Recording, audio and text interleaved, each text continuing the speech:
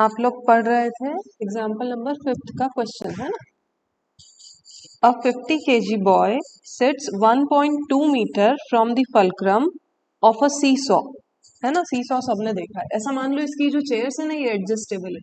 ये जो चेयर्स है ना ये नीचे ऐसे लगी हुई है, इनको हम मूव कर सकते हैं, आगे पीछे मूव कर सकते हैं। तो वो बोल रहे हैं एक बच्चा है, एक बॉय है 50 केजी का। ये बैठाते हैं यहाँ पे एक 50 केजी का बॉय, ये यहाँ पे बैठा हुआ है ना। कितनी डिस्टेंस है ये फलक्रम से? तो वो बोल रहे हैं ये जो डिस्टेंस है this is 1.2 metre,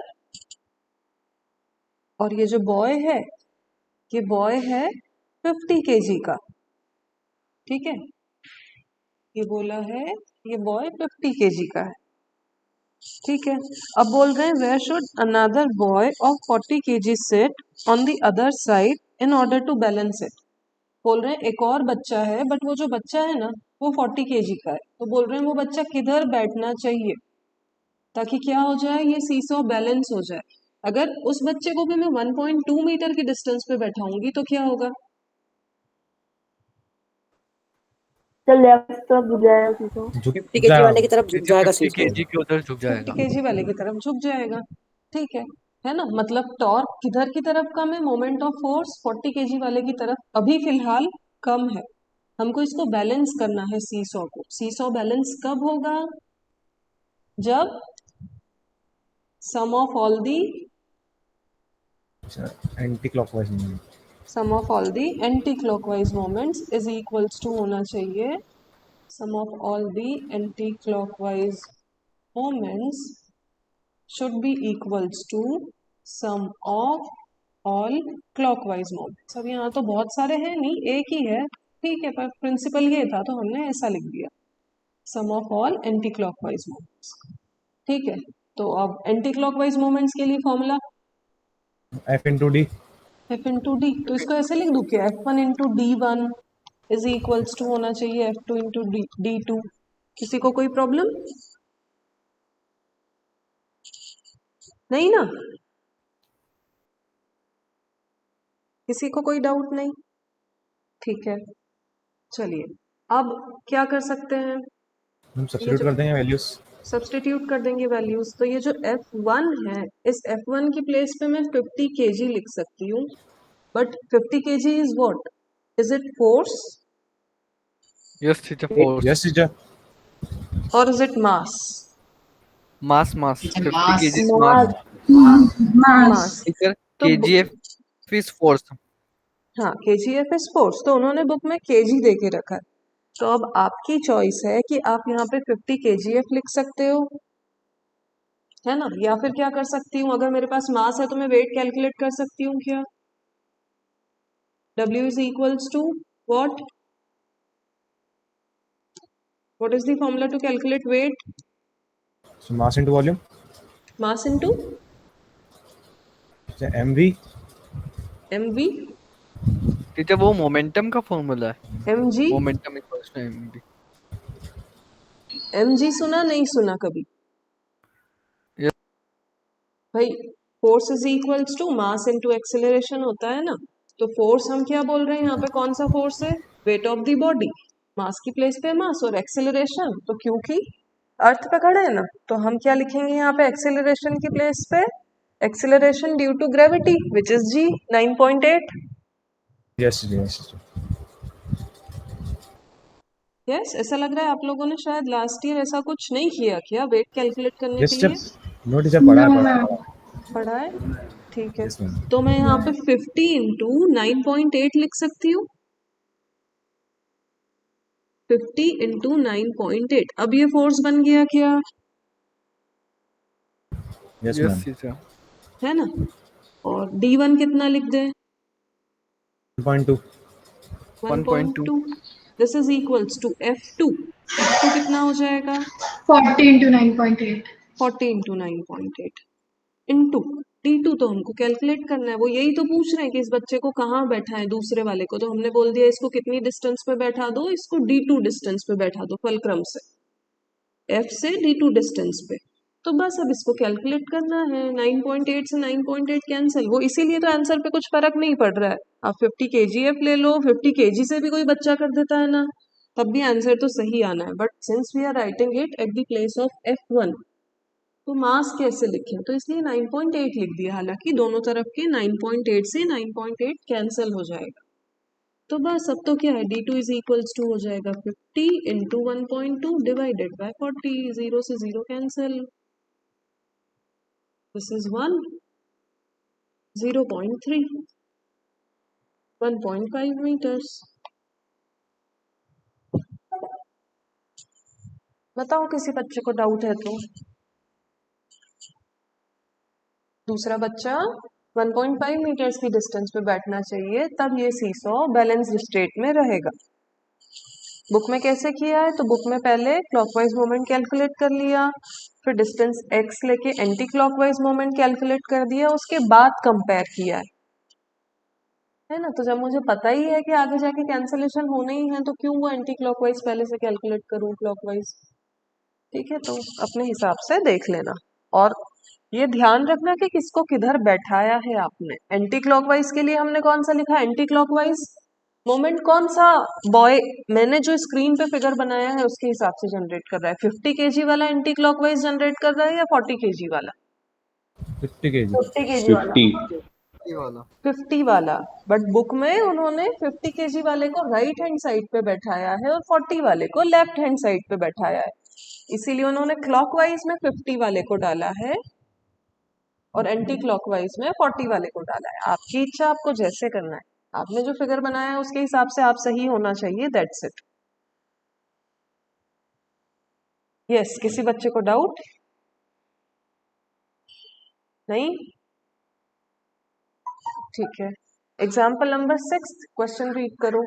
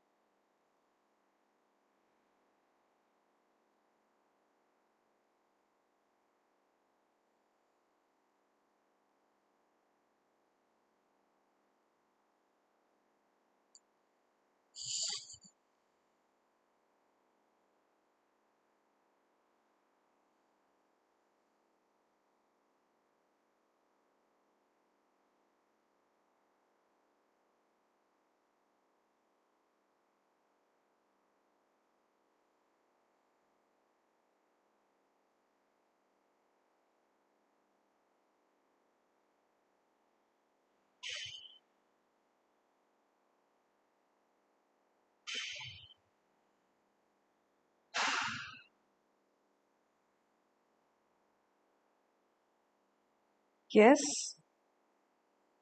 a uniform meter scale is balanced at 60 centimeter mark. एक मीटर स्केल बनाते हैं।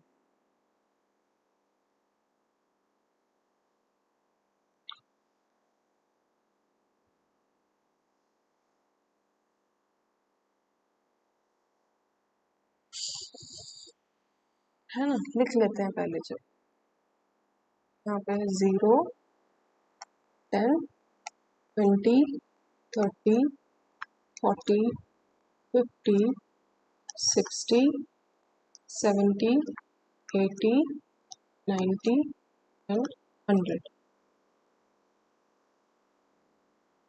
ठीक है, a uniform metre scale is balanced at 60 centimetre mark. इसकी बैलेंसिंग मतलब पाइवोट नीचे जो बनाया है वो कहाँ पे बनाया है, 60 सेंटीमीटर पे बनाया है ना। This is the fulcrum, pivot, जो भी आपको लिखना है। हाँ, sorry, a uniform meter scale is balanced at 60 centimeter mark when the weights of 5 GF and 40 GF are suspended at 10 centimeter mark and 80 centimeter mark respectively। अब वो बोल रहे हैं कि 10 सेंटीमीटर मार्क पे तो 5 GF लगाया है, तो ये रहा अपना 10 सेंटीमीटर। इस 10 सेंटीमीटर पे आपको यहाँ पे कितना वेट हैंग करना है, सो दिस इज 5 GF, है ना। और 80 सेंटीमीटर पे लगाना है, ये 80 सेंटीमीटर, इस 80 सेंटीमीटर पे हमको लगाना है 40 GF, 40 GF। ठीक है, calculate the weight of the metre scale. मुझे बताओ, अभी अगर आप लोगों को लग रहा हो कि ये इसलिए बैलेंस्ड है क्योंकि इस तरफ इतना वेट है, इस तरफ इतना वेट है, दैट्स इट। मतलब और कोई सीन में नहीं है बीच में। तो एक काम करें, कैलकुलेट करके देखें अभी फिलहाल कि अभी ये जो हमने फिगर बनाया है इस हिसाब से अपना क्लॉकवाइज मोमेंट कितना आ रहा है और एंटी क्लॉकवाइज मोमेंट कितना आ रहा है। क्लॉकवाइज मोमेंट कितना आ रहा है? Clockwise moment is equals to F into D. F1 D1 लिख दूं, F1 D1 this is equals to F1 कितना लिखना चाहिए? 40 40 GF 40 40 GF इंटू D1। 20 20 किसी को 80 तो नहीं लग रहा है? ये 20 लिखना रहेगा। 20 क्यों लिख रहे हैं? क्योंकि मोमेंट आर्म क्या होती है? फल्क्रम से इस फोर्स की डिस्टेंस, दिस डिस्टेंस, ये ब्लू लाइन जो बनाई है मैंने, दिस इज 20 ना। 60 पे था फल्क्रम, 60 से 80 तक जाना है। सो 60 से 80 तक कितना होगा? 20 सेंटीमीटर। स्केल की मार्किंग के हिसाब से मत लिख देना कि यहाँ पे आप क्योंकि 80 सेंटीमीटर पे हैंग किया है उसको तो आपने 80 लिख दिया यहाँ पे। आई होप सबको समझ में आ रहा है। Moment arm is the distance of the point of application of force from the fulcrum, perpendicular distance, है ना? That is 20 centimetre. तो ये कितना हो जाएगा? 800 GF सेंटीमीटर, राइट? अभी एंटी क्लॉकवाइज मोमेंट देखें कितना हो रहा है। Anti clockwise moment is equals to F2 into D2 लिख दूं, F2 इंटू D2। F2 कितना है? 5 GF 5 GF into D2 is 50 50 यहाँ से लेके यहाँ तक का डिस्टेंस, दिस इज 50, है ना? तो कितना हो गया? 5 GF इंटू 50 सेंटीमीटर। कितना हो रहा है ये? 250 GF 250 250 GF सेंटीमीटर। तो फिर वो कैसे बोल रहे हैं कि बैलेंस किया हुआ है?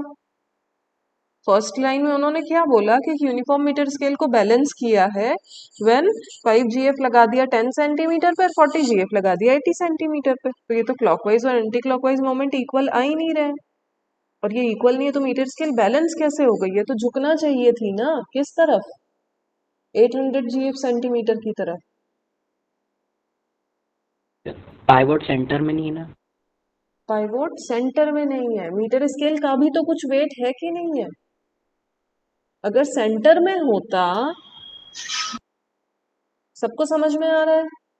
इस मीटर स्केल का भी वेट है जो मोमेंट क्रिएट करेगा कि नहीं करेगा। मुझे बताओ, ये दोनों वेट्स अगर मैं हटा दूं, ये दोनों वेट्स मैंने हटा दिए और फिर अब मैं इसको 60 सेंटीमीटर पे बैलेंस करने की कोशिश कर रही हूँ, तो क्या ये बैलेंस हो जाएगी मीटर स्केल?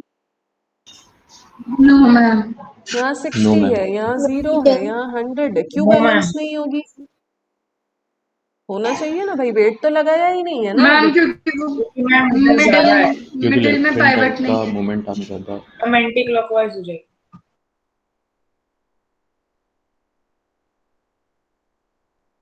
है ना? सबको समझ में आ रहा है? एंटी क्लॉकवाइज मोमेंट होगा। क्यों होगा? क्योंकि इस मीटर स्केल का खुद का भी तो वेट है जो किस तरफ ज्यादा हो गया है, जो इस तरफ ज्यादा है और इस तरफ कम है। तो इधर की तरफ एंटी क्लॉकवाइज मोमेंट प्रोड्यूस हो जाएगा। ठीक है, बात समझ में आ रही? तो अब वेट लगाओ या मत लगाओ, बात तो सेम होनी चाहिए ना। मीटर स्केल का वेट तो उतना ही है, तो मीटर स्केल का वेट भी तो कुछ ना कुछ इफेक्ट क्रिएट कर रहा है। तो ये जो मीटर स्केल है, इस मीटर स्केल का वेट भी काम करेगा। और इसका वेट कहाँ पे कॉन्सेंट्रेटेड मानते हैं हम ऐसा मानते हैं कि इस मीटर स्केल के सेंटर पे इसका वेट काम कर रहा है। ये जो 50 पे जो मैंने लगाया है ना एक ब्लू कलर का एरो, इस 50 सेंटीमीटर पे इस मीटर स्केल का वेट काम कर रहा है। बात समझ में आ रही है? कभी भी मीटर स्केल है, उस मीटर स्केल का वेट उसके सेंटर में वर्क करेगा and that is at 50 centimetre. तो क्वेश्चन में आपको बोला कि ये यूनिफॉर्म मीटर स्केल बैलेंस्ड है क्योंकि इतना इतना वेट लगा के रखा है। अब आप बताओ कि इस मीटर स्केल का वेट कितना है। तो हम ऐसा मान लेते हैं कि यहाँ पे कितना वेट है इसका, W ले लो, X ले लो, जो भी आपको लेना है। This is of XGF।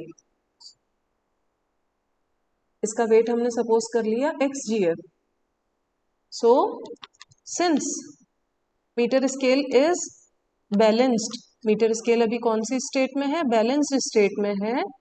So sum of all clockwise moments is equals to sum of all anti clockwise moments. ठीक है, तो अब ये जो मीटर स्केल का वेट है ना, ये भी कुछ ना कुछ मोमेंट प्रोड्यूस कर रहा है ना, तो क्लॉकवाइज में जाएगा या एंटी क्लॉकवाइज में जाएगा? अच्छा एंटी क्लॉकवाइज। मीटर स्केल का वेट टीचर किस तरह? क्लॉकवाइज में जाएगा। क्लॉकवाइज में जाएगा सॉरी मैम क्या? क्लॉकवाइज। बताओ, शांति से देख लो सब लोग, कोई जल्दी नहीं है जवाब देने की। इस मीटर स्केल के वेट के कारण ये स्केल किधर की तरफ रोटेट करेगी? दोनों वेट्स अलग हटा दो थोड़ी देर के लिए। किधर की तरफ रोटेट करेगी? ये 5GF 40GF अलग हटा दिया तो XGF के कारण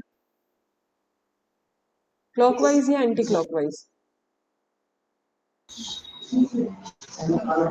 मैम स्ट्रेट रहेगी। Anti clockwise. Anti-clockwise. स्ट्रेट रहेगी वाला बच्चा सुनो, मैंने ये हटा दिए हैं अभी फिलहाल, दोनों वेट्स अलग हटा दिए हैं और बस इसको 60 सेंटीमीटर पे बैलेंस करने की कोशिश कर रही हूँ। तो इसका वेट वर्क कर रहा है 50 सेंटीमीटर पे। Okay ma'am. मैम हाँ, आ गया समझ? मैम हमने 50 सेंटीमीटर के हिसाब से बोला। अच्छा ठीक है। हाँ, तो क्या था जवाब? क्लॉकवाइज प्रोड्यूस होगा इसके वेट के कारण या एंटी क्लॉकवाइज प्रोड्यूस होगा? Anti clockwise. Anti clockwise. Anti-clockwise. Anti clockwise, किसी को डाउट नहीं है ना? सबको समझ आ रहा है? ये 60 सेंटीमीटर मार्क पे अगर बैलेंस करेंगे तो इसके वेट के कारण तो स्केल इधर झुकेगा ना, लेफ्ट हैंड साइड पे नीचे की तरफ जाएगा ना, मतलब कौन सा? एंटी क्लॉकवाइज मोमेंट प्रोड्यूस हो रहा है। तो एंटी क्लॉकवाइज जब यहाँ पे कैलकुलेट कर रही थी मैं ये एंटी क्लॉकवाइज मोमेंट, तो इस एंटी क्लॉकवाइज में वो भी साथ में लिख दें हम। क्या लिख दिया यहाँ पे? F2D2 प्लस F3D3 लिख दूं। So this is equals to, एक तो था 5 इंटू 50 प्लस F3 हमने कितना सपोज कर लिया है? X. GF. X, और D3 कितना हो जाएगा? 10। 10. 10। 10 क्यों होगा? सबको समझ आ गया है? ये जो XGF है ये फलक्रम से कितनी डिस्टेंस पे है? That is D3। तो F फलक्रम से 10 सेंटीमीटर की डिस्टेंस पे, 50 पे ये वर्क कर रहा है, 60 पे फलक्रम है, so X into 10। So this is 250 plus 10X। अब by the principle of moment sum of all the clockwise moments is equals to, balance state में है तो sum of all the anti clockwise moments. तो अब यहाँ पे values put कर देते हैं। हमारा क्लॉकवाइज मोमेंट कितना था? क्लॉकवाइज था 800 GF centimetre. This is equals to 250 plus 10X। So 800 minus 250 कितना आया? 550 550। Is equals to 10X। तो X की वैल्यू आ गई 55 GF। इस स्केल का वेट जो काम कर रहा है इसके सेंटर पे, that is equals to 55 GF। मैं फिर से रिपीट करती हूँ, है ना? इस टाइप का कुछ ना कुछ अभी भी आपकी अगर वेस्टर्न केस टेस्ट अभी होते हैं स्कूल में या जो भी एग्जाम्स वगैरह होंगे उसमें इस टाइप का एक अधिक क्वेश्चन आने के चांसेस होते हैं, इसीलिए ध्यान से सुनना। वो बोल रहे कि यूनिफॉर्म मीटर स्केल है, उसको बैलेंस किया है 60 सेंटीमीटर मार्क पर, वो बैलेंस हो गई है कब? जब उन्होंने 5GF लगाया था 10 सेंटीमीटर पे और 40GF लगा दिया था, हैंग कर दिया था, सस्पेंड कर दिया था 80 सेंटीमीटर पे, है ना? तो हमने देखा कि अगर सिर्फ यही काम कर रहे हैं 5GF और 40GF, तब तो ये बैलेंस नहीं होनी थी, क्योंकि एक तरफ तो 800GF सेंटीमीटर का मोमेंट प्रोड्यूस हो रहा है और एक तरफ 250 GF सेंटीमीटर का मोमेंट प्रोड्यूस हो रहा है। मतलब कुछ और भी है जो बीच में सीन में है ना, जो मोमेंट प्रोड्यूस कर रहा है जिसके कारण स्केल बैलेंस हो पाई। तो हमको समझ में आया कि वो क्या चीज थी। So that was the weight of the scale which always works at the centre of the scale. तो उन्होंने क्वेश्चन में आगे पूछा भी, calculate the weight of the metre scale, इस मीटर स्केल का वेट बताओ। ये कहीं नहीं बोला कि वेट किस जगह पे काम करेगा, उसका वेट किस जगह कॉन्सेंट्रेटेड रहेगा। ये आपको दिमाग चलाना पड़ेगा कि 50 सेंटीमीटर पे रहेगा उसका वेट। तो 50 सेंटीमीटर पे हमने एक्स जी एफ सपोज कर लिया। अब तो बाकी के क्वेश्चंस के जैसे ही करना है, sum of all the clockwise moment calculate करना है, sum of all the anti clockwise moment calculate करना है, और क्योंकि बैलेंस्ड है तो दोनों कंपेयर कर देना है। अगर किसी बच्चे को डाउट है तो बताओ मुझे।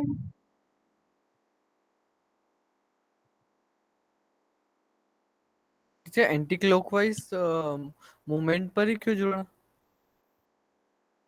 क्योंकि ये दोनों वेट अलग हटा दो, तब आपको समझ में आएगा कि अगर 60 सेंटीमीटर पे उसको बैलेंस करें तो स्केल के वेट के कारण रोटेशन किस तरफ हो रहा है।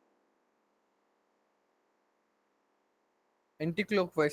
एंटी क्लॉकवाइज मतलब उसका वेट कौन सा मोमेंट जनरेट कर रहा है, कौन सा मोमेंट प्रोड्यूस कर रहा है, स्केल का वेट एंटी क्लॉकवाइज।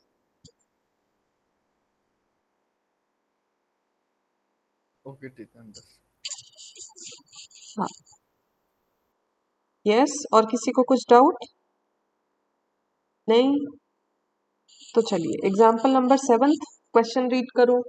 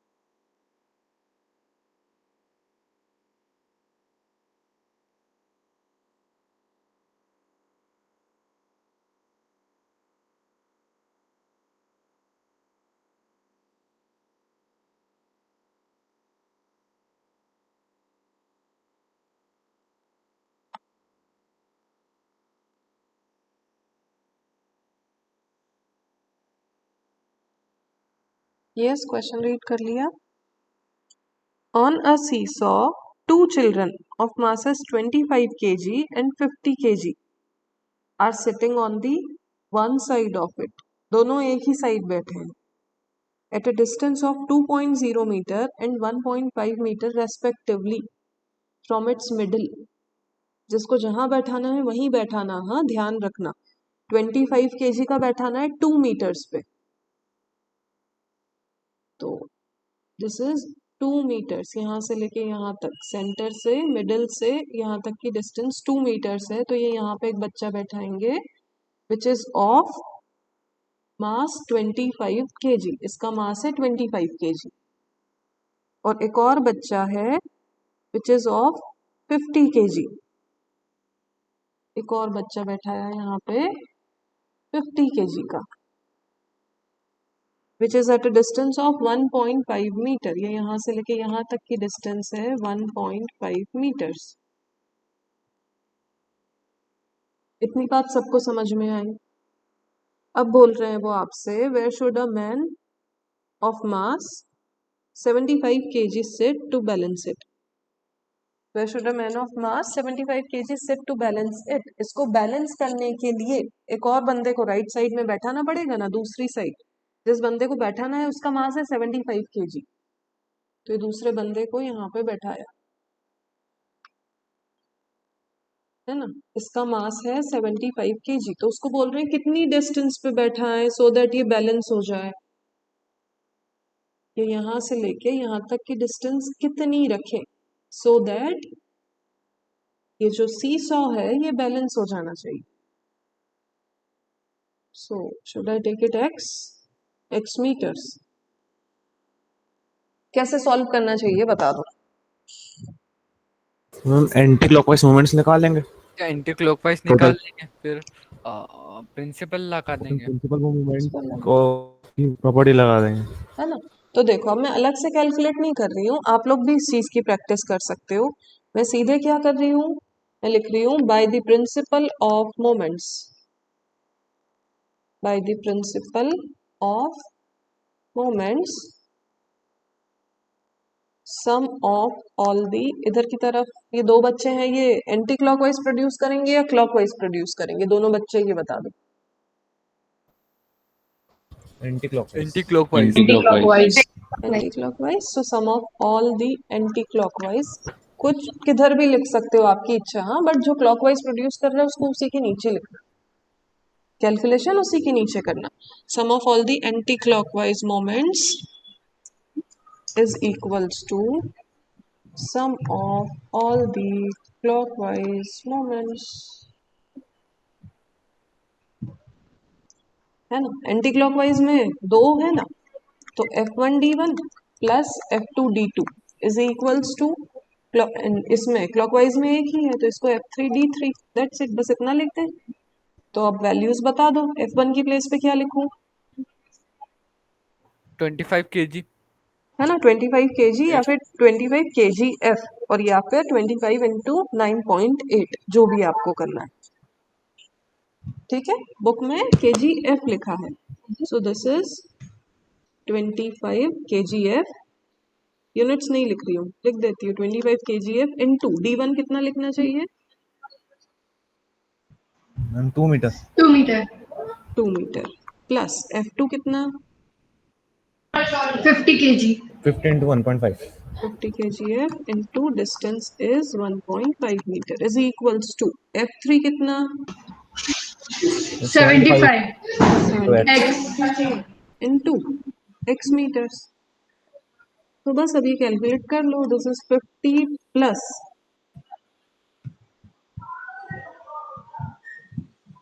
कितना 75 is equals to 75 plus x, तो 25x plus 75x, yes 75x, तो कितना हो जाएगा ये, 50 प्लस 75 हो गया 125 125। is equals to 75x, x is equals to 125 divided by 75, 5 by 3, है ना, किसी को डाउट, बस 5.5 by 3 कैलकुलेट कर लो,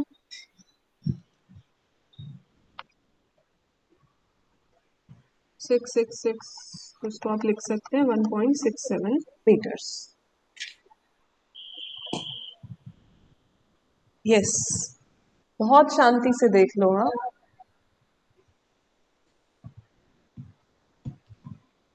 और किसी को कहीं भी कुछ डाउट हो तो पूछ लो।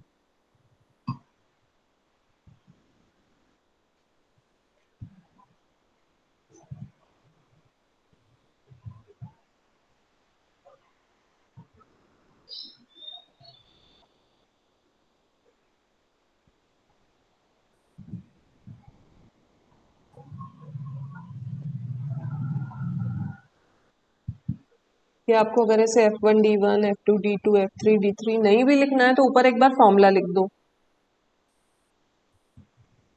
है ना, ऊपर टॉप का एक बार फॉर्मूला लिख दो, F इंटू डी होता है, नीचे सीधे वैल्यूज पुट कर सकते हो, आपकी इच्छा।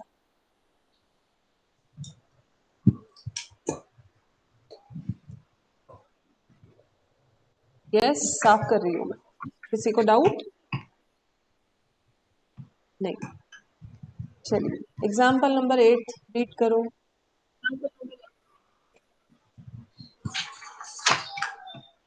अक्षत म्यूट करो।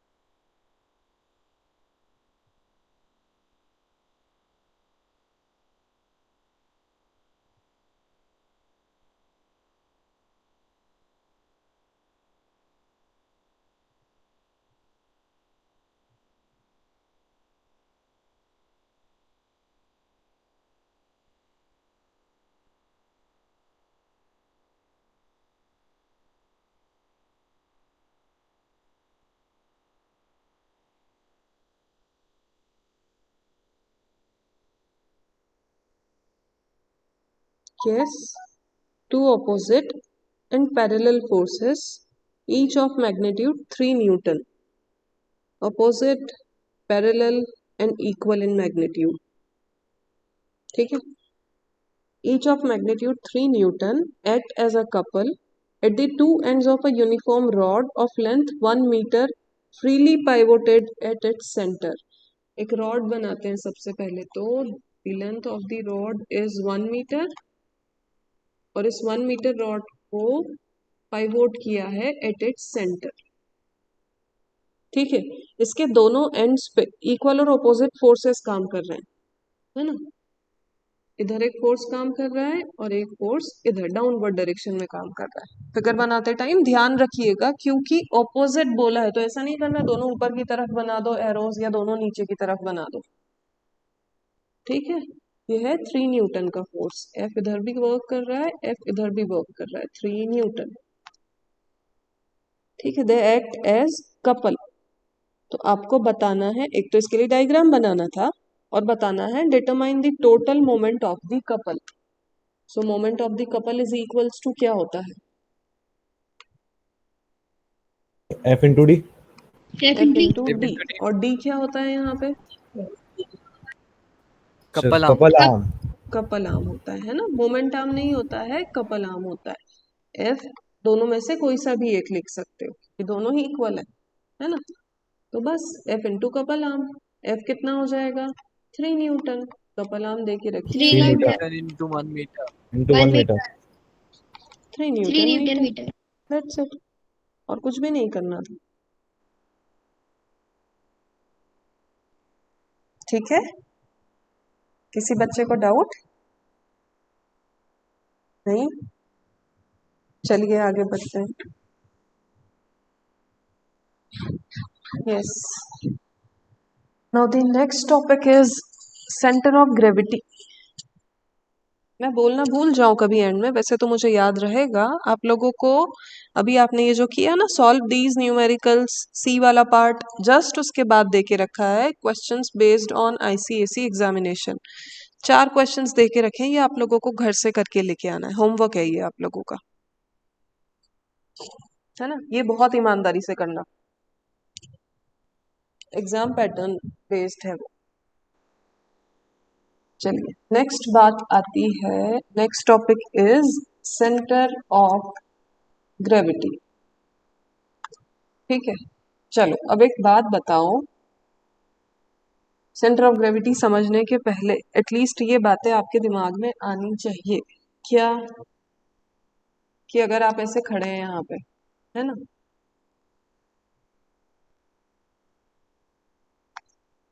और ये आपके हाथ में है पानी की बकेट जो पूरी भरी हुई है पानी से फुल,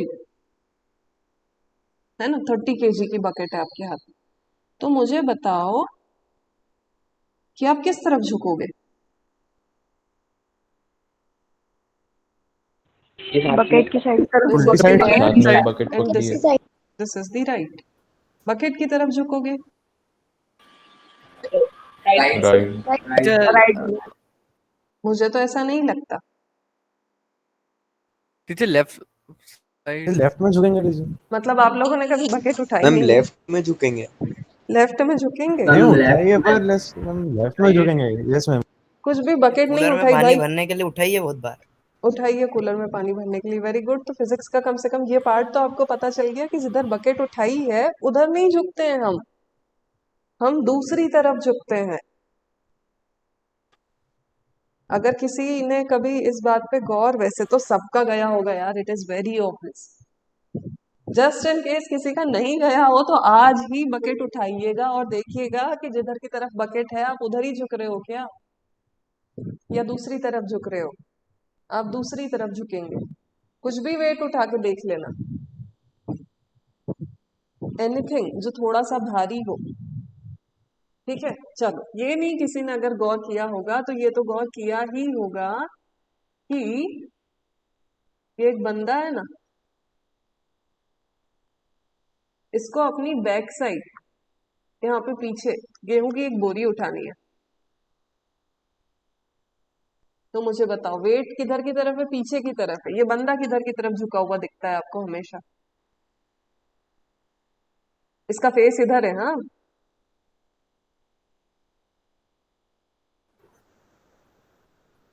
आगे की तरफ। आगे की आगे की तरफ। तरफ। आगे की तरफ झुका हुआ दिखता है। क्यों भाई? वेट तो पीछे है। मेरे को बताओ, कुछ भी चीज है, नॉन लिविंग, इंसान छोड़ दो, इंसान को छोड़ के, टीचर पीछे की तरफ झुकेगा तो गिर जाएगा वो पीछे। तो हम पीछे की तरफ। हाँ, पीछे की तरफ झुकेगा तो गिर नहीं जाएगा। पीछे की तरफ झुकेगा तो ऐसे कैसे पीछे मैम गिर जाएगा वो सिर के बल? तो जब भी वो उठाता है ना, ऑटोमेटिकली ह्यूमन ब्रेन क्या करता है, बैलेंस करने के लिए, अगर उसने यहाँ पीछे पीठ पे लाइक 50 kg उठाया तो अपने आप वो आगे की तरफ झुकेगा।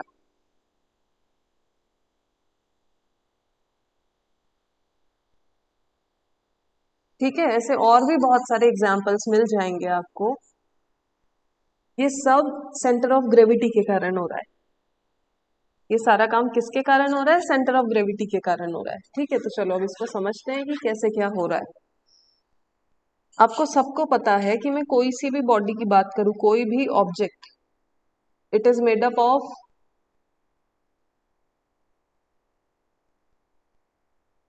every object in this world is made up of small particles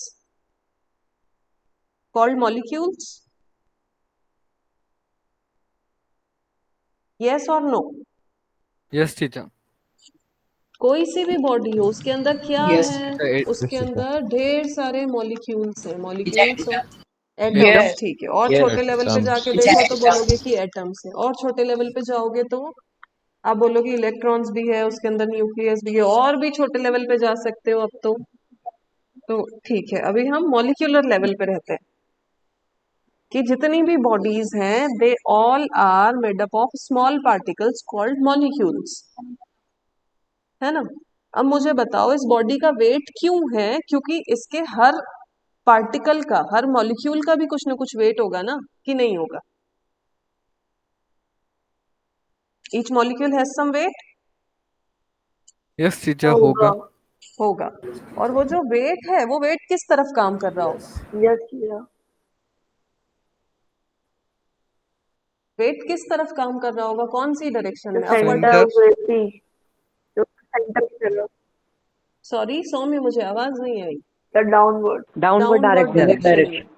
है ना? डाउनवर्ड डायरेक्शन में क्यों काम करता है वेट हमेशा? The downward.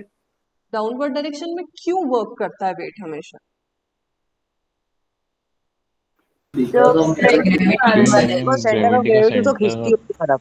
Centre of gravity teacher को, ग्रेविटेशनल फोर्स की वजह से ग्रेविटेशनल फोर्स की वजह से, ग्रेविटेशनल फोर्स है ना? ये अपनी अर्थ, इस अर्थ के सेंटर पे एक ग्रेविटेशनल पुल है जो सब चीज को अपनी तरफ खींचने की कोशिश करता है।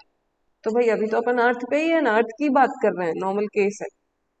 तो जितने भी मॉलिक्यूल्स हैं वो सारे मॉलिक्यूल्स को अर्थ अपनी तरफ पुल कर रही है, the gravitational pull, the force of gravity is there,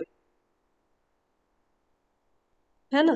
अब मुझे बताओ अगर ये मॉलिक्यूल इतना बड़ा होता जितना बड़ा अभी मैंने बनाया है, और अर्थ होती छोटी सी, इतनी सी, और ये होता है इस अर्थ का सेंटर, तो ये जो सारी मैंने येलो कलर की लाइंस बनाई हैं, है ना, ये मैंने क्या बनाया है? फोर्स, इसका वेट, मॉलिक्यूल का वेट। तो ये ऐसे बनता है ना, ये इधर सेंटर की तरफ, फिर ये बनता है ये इधर सेंटर की तरफ, फिर ये ऐसे इधर सेंटर की तरफ आता, ये यहाँ से ऐसे ये इधर सेंटर की तरफ वर्क कर रहा होता, ये भी इधर ऐसे सेंटर की तरफ वर्क कर रहा होता, राइट? बट केस उल्टा है। केस उल्टा है मतलब अर्थ तो है इतनी बड़ी, और आपका जो ऑब्जेक्ट है वो है यहाँ एक टूसा, बिल्कुल छोटा सा, है ना? और इसका अर्थ का सेंटर होगा नीचे कहीं। ठीक है, ये सॉरी,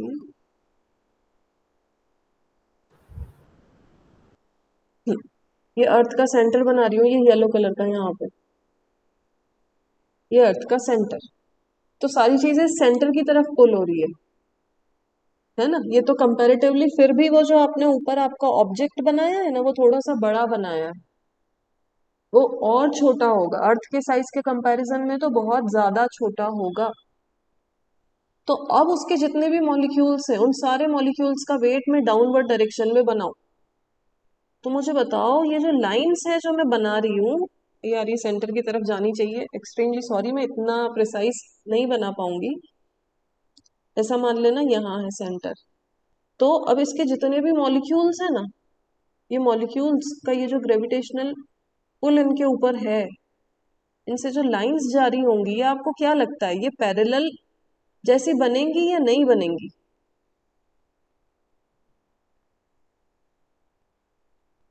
बताओ। अगर डिस्टेंसेस इतनी है बनेगी पैरेलल। बिल्कुल पैरेलल ही दिखेंगी। देखो अभी नीचे मैंने थोड़ा सा भी दूर करने की कोशिश की ना, टीचर लाइन बनेगी। स्लैंट हुई तो दूर चली गई। तो इतनी डिस्टेंस है और दोनों के साइज में इतना ड्रास्टिक डिफरेंस है कि इन मॉलिक्यूल्स के ऊपर जो ग्रेविटेशनल पुल है, इनका जो वेट काम कर रहा है, वो बिल्कुल ऐसा लगेगा कि सारे के ऊपर जितने भी मॉलिक्यूल्स हैं सबका वेट बिल्कुल पैरेलल काम कर रहा है। आपको पैरेलल फोर्स के जैसा फील आएगा, आपको ऐसा नहीं लगेगा कि ये ऐसे ऐसे काम कर रहा है कि सेंटर यहाँ पे है और ये लाइंस ऐसी बन रही है, ऐसा नहीं रहेगा, क्योंकि ऊपर वाला ऑब्जेक्ट बहुत छोटा है। तो यहां से लाइंस लोगे ना आप, तो they will all be some sort of parallel type.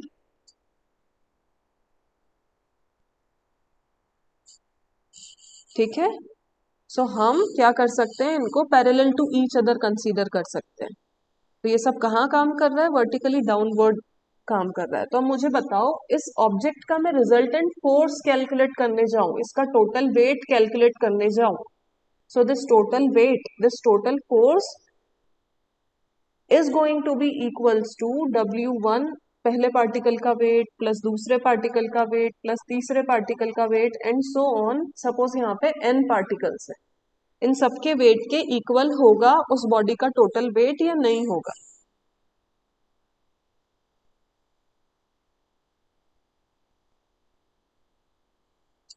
होगा या नहीं बताओ। ये ये एक टीचर ऐसा होगा। कुछ ब्लॉक है और नीचे होगा। बहुत सारे लोग खड़े हैं, ये सब इसको, इस ब्लॉक को नीचे की तरफ खींच रहे हैं बिल्कुल पैरेलल डायरेक्शन में। तो इस ब्लॉक के ऊपर पुल कितना हो जाएगा मुझे बताओ, ये पैरेलली इसको सब इसको नीचे की तरफ खींच रहे हैं। तो जितना ये सब लगा रहे हैं सबके इक्वल होगा ना भाई। ये लगा रहा है 3 न्यूटन, ये लगा रहा है 4 न्यूटन, ये लगा रहा है 5 न्यूटन, ये लगा रहा है 1 न्यूटन। तो मैं पूछूं इस ब्लॉक के ऊपर टोटल फोर्स कितना है? So since they all are parallel, तो आप क्या बोलोगे, टोटल कितना आ रहा है इन सब का सम।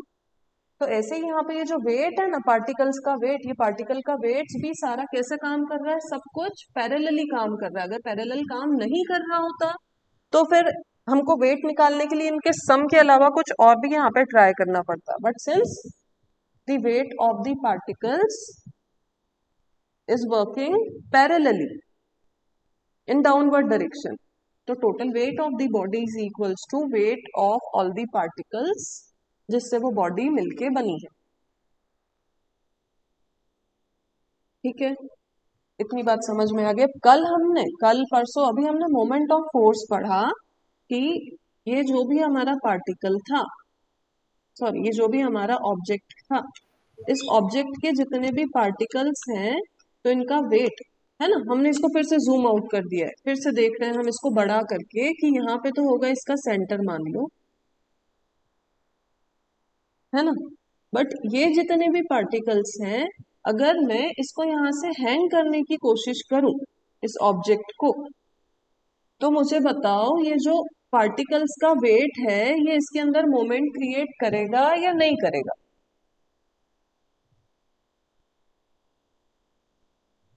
ये जितने भी पार्टिकल्स हैं, करेगा। करेगा, क्यों नहीं करेगा करेगा? मैम। कोई एक्सेप्शनल केस थोड़ी ना, करेगा। बिल्कुल करेगा, है ना। तो अब ये जो पार्टिकल्स हैं इनका अगर हम मोमेंट कैलकुलेट करने जाएं सबका, है ना, तो हम ऐसा चाहते हैं, एक ऐसा पॉइंट ढूंढना, है ना। हम क्या बोल रहे हैं, हम एक ऐसा पॉइंट चाहते हैं, एक ऐसा सेंटर पॉइंट चाहते हैं जिसको हम एक्सेस मान लें, और अबाउट दैट पॉइंट जब हम बाकी के सारे पार्टिकल्स का मोमेंट कैलकुलेट करें तो जितना भी क्लॉकवाइज मोमेंट आ रहा है उतना ही आना चाहिए एंटी क्लॉकवाइज मोमेंट,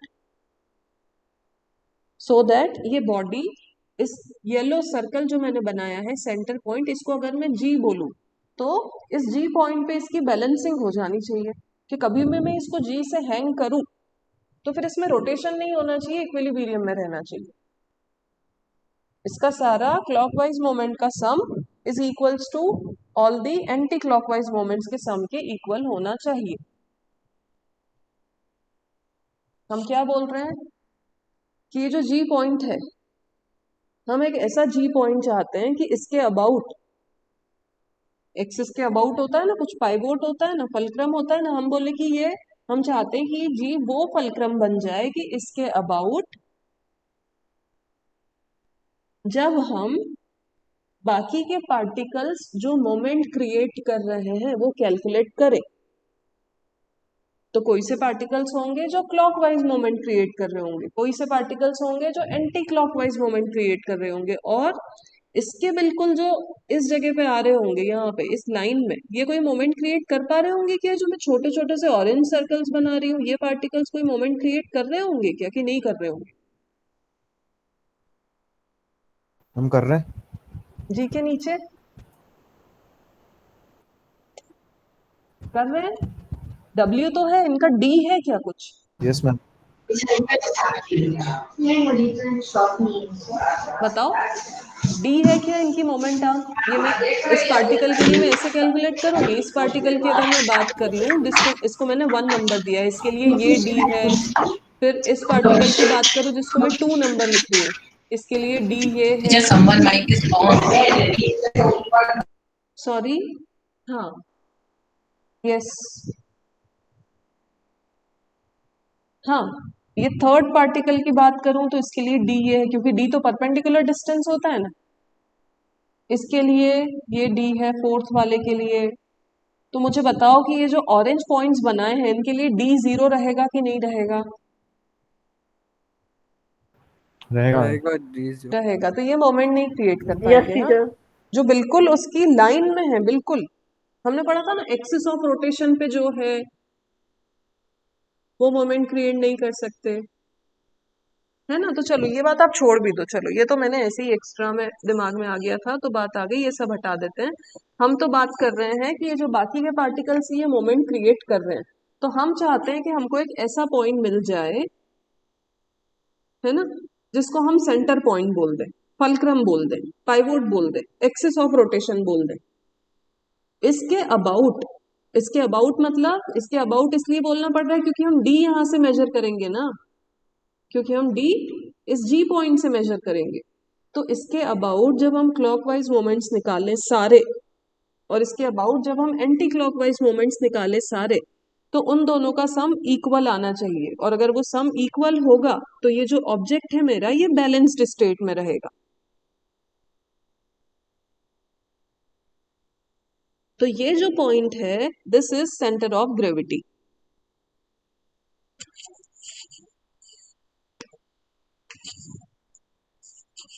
यस, मुझे बताओ अगर ये जी पॉइंट है ना, ऐसे यूनिफॉर्मली मास डिस्ट्रीब्यूटेड है, इसमें ऐसा नहीं है कि कहीं डेंसिटी बहुत ज्यादा, कहीं बहुत सारे मॉलिक्यूल्स, और कहीं एकदम से बहुत खुला खुला है, लो डेंसिटी एरिया है, कम मॉलिक्यूल से। अगर इस डी को उठा के मैं, सॉरी, इस जी को उठा के मैं बोलूँ ये जी इधर नहीं है, ये जी अगर इधर हो जावे तो क्या होगा ये बता दो। इफ दिस इज जी,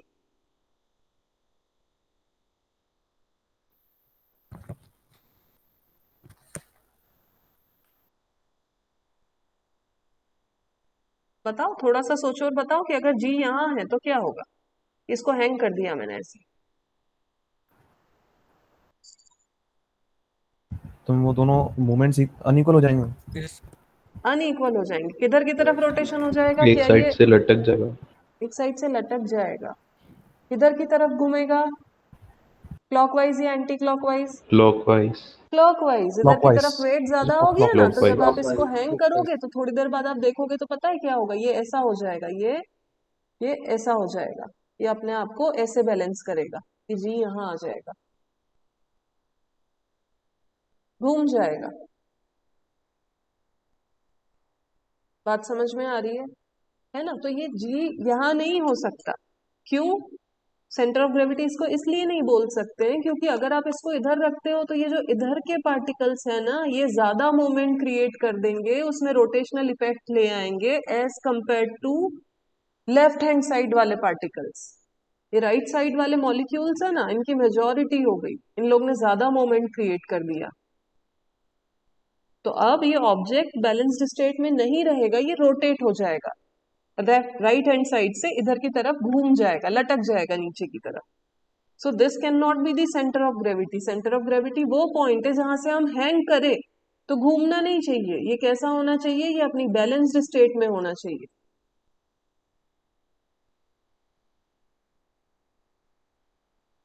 ठीक है, और ये वो पॉइंट होता है जहां पे हम बोलते हैं कि इस बॉडी का वेट कॉन्सेंट्रेटेड है। वैसे तो मास पूरी बॉडी का यूनिफॉर्मली डिस्ट्रीब्यूटेड है, प्रैक्टिकली तो सब कुछ यूनिफॉर्मली डिस्ट्रीब्यूटेड है, बट हम क्या बोलेंगे आगे, आपको बहुत बार ऐसा पढ़ने को मिलेगा that the weight of the body is concentrated at its centre of gravity. At this point G the body feels the total gravitational pull. ऐसा लगता है कि सारा ग्रेविटेशनल पुल जो आ रहा है ना अर्थ का, वो इस जी पॉइंट पे आ रहा है। ठीक है, तो आपको ये position of centre of gravity करके एक हेडिंग दिख रही है बुक में, under the topic centre of gravity. Yes, ma'am. Can you find the heading position of centre of gravity? Just इसके ऊपर वाला एक Yes, पैराग्राफ ma'am. है, वो आपको पढ़ना है अभी।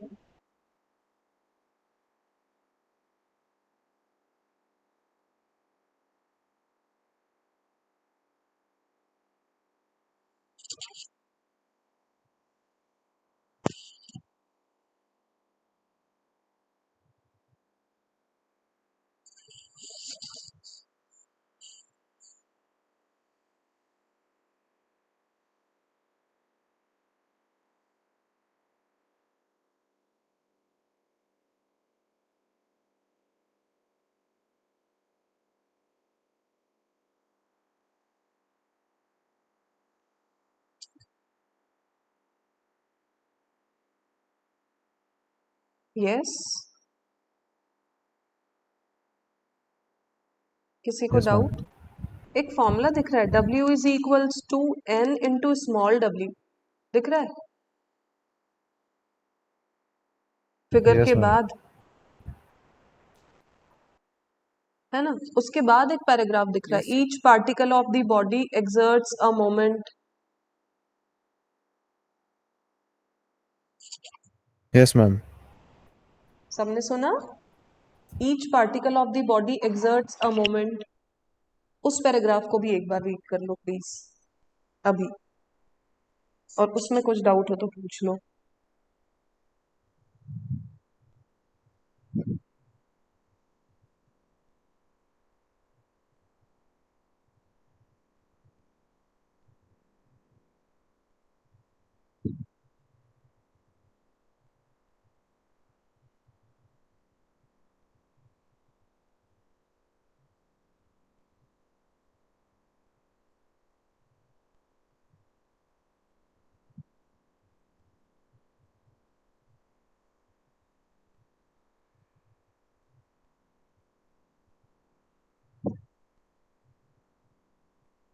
Ma'am, can you explain that bold letters in that paragraph? Sorry, can you explain that? Bold letters in the Bold paragraph. letters. The algebraic sum of the moments of the weights of the particles about the point G is 0. हमने दो principal of moments दो तरीकों से समझा था, याद है आपको? एक तो हमने जो हम अभी यूज कर रहे हैं वो कैसा है, वो हम प्रिंसिपल ऑफ मोमेंट्स का लिखने का तरीका अलग अलग है। अब अभी हम कौन सा वाला तरीका यूज करते हैं जिसमें हम लिखते हैं sum of all the clockwise moments, sum of all clockwise moments is equals to sum of all anti clockwise moments, है ना। अभी हम ऐसे पढ़ रहे हैं इसको। इसी को जब आप वहां पे प्रिंसिपल ऑफ मोमेंट्स वाली हेडिंग में जाओगे ना, इसी चीज को उन्होंने कैसे लिखा था पता है? इसी चीज को लिखने का तरीका एक ये भी है, sum of all clockwise plus sum of all anti clockwise is equals to 0। तो आपको लगेगा टीचर 0 कैसे हो जाएगा, ये दोनों तो इक्वल है। तो 0 ऐसे हुआ कि वो एल्जेब्रिक सम की बात कर रहे हैं। यहाँ पे हमने देखा है कि क्लॉकवाइज का साइन कैसा लेना पड़ता है, नेगेटिव, नेगेटिव। और एंटी क्लॉकवाइज का लेना पड़ता है पॉजिटिव। तो सपोज ये आया 10 न्यूटन मीटर और ये भी आया 10 न्यूटन मीटर, तो जब आप पॉजिटिव और नेगेटिव को प्लस करोगे -10 न्यूटन मीटर और +10 न्यूटन मीटर, तो ये कैंसिल होके कितना आ जाएगा, 0। ये एल्जेब्रिक सम की बात कर रहे हैं जहाँ पे हम माइनस साइन लेते हैं क्लॉकवाइज के लिए। तो वो बोल रहे हैं कि ये जो जी पॉइंट है ना, इस जी पॉइंट के अबाउट जब आप जो पार्टिकल्स के वेट है ना, ये जी है हमारा, और आसपास ये जो पार्टिकल्स हैं, इन पार्टिकल्स के वेट के कारण जो मोमेंट क्रिएट हो रहा है, वेट के कारण भी तो घूमेगा ही ना भाई, रोटेशन होगा वेट के कारण। तो जब इस जी पॉइंट के अबाउट आप ये पार्टिकल्स जो हैं इनका मोमेंट का सम करोगे, जी के अबाउट क्यों बोलते हैं, क्योंकि डी कहाँ से कैलकुलेट करें ना, जी से डी कैलकुलेट करेंगे, कुछ तो चाहिए, fulcrum, pivot, axis of rotation.